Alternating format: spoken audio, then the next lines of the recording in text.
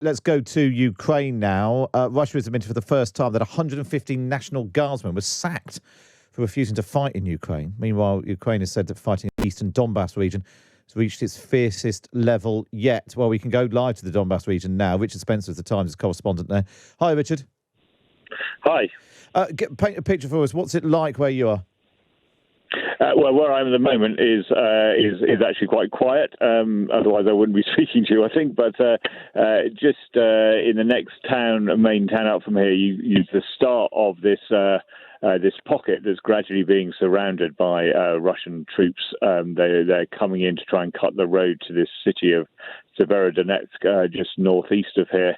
That is their immediate and main target, it seems, at this stage of the war. That road is heavily contested and shelling from both sides, apparently, though the Ukrainian side still claims to be in control of it. President Zelensky's accused Russia of genocide in the Donbass and said that Putin wants to turn it to ash. I mean, is this where we're seeing a sort of escalation there?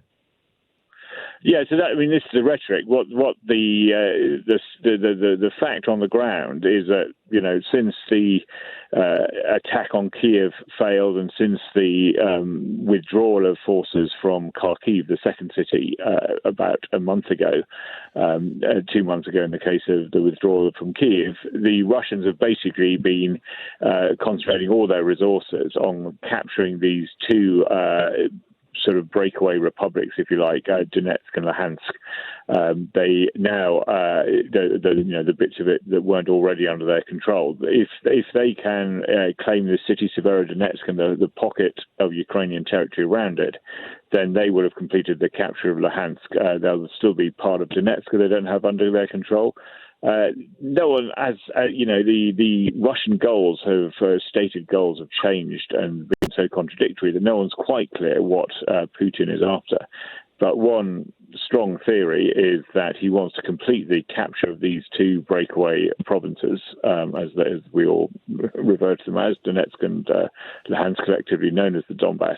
He's already, of course, captured this broad swathe of territory along the Black Sea coast to Crimea, and the assumption is that will do for him for now, and he will then, try and encourage some sort of ceasefire or interim deal so that he can hang on to those.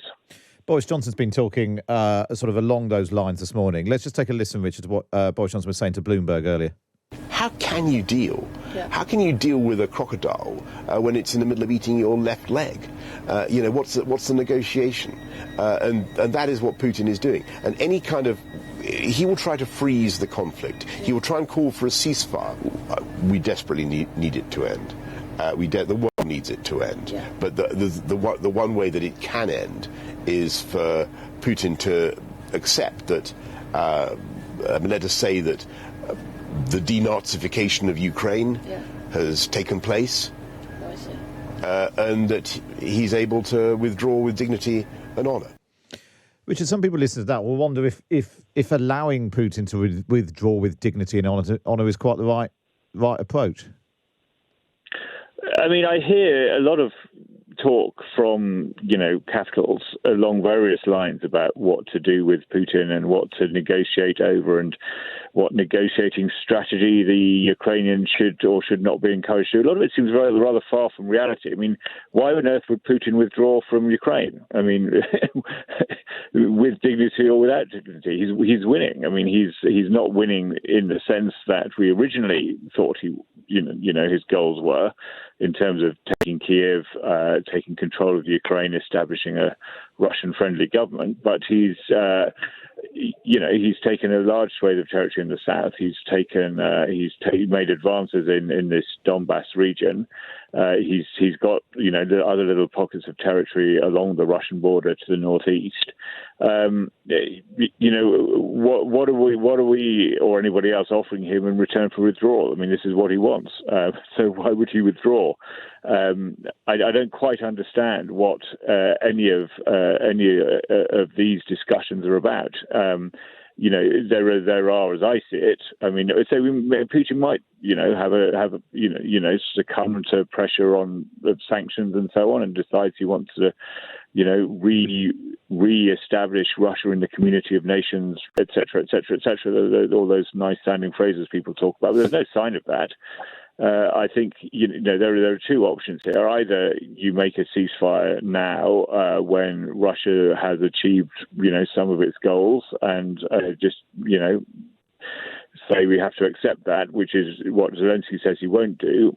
Or you have to, pour in weapons and hope the Ukrainians push them back. That's how Putin's going to be defeated. I think the idea that you can, this is the constant feature of the Syrian war as well. This constant idea that you can negotiate people to give up what they've gained with warfare. Why would they do that? Richard Spencer, really good to speak to you. Thanks so much for joining us. Richard Spencer, the Times correspondent, joining us live from the Donbass region in Ukraine.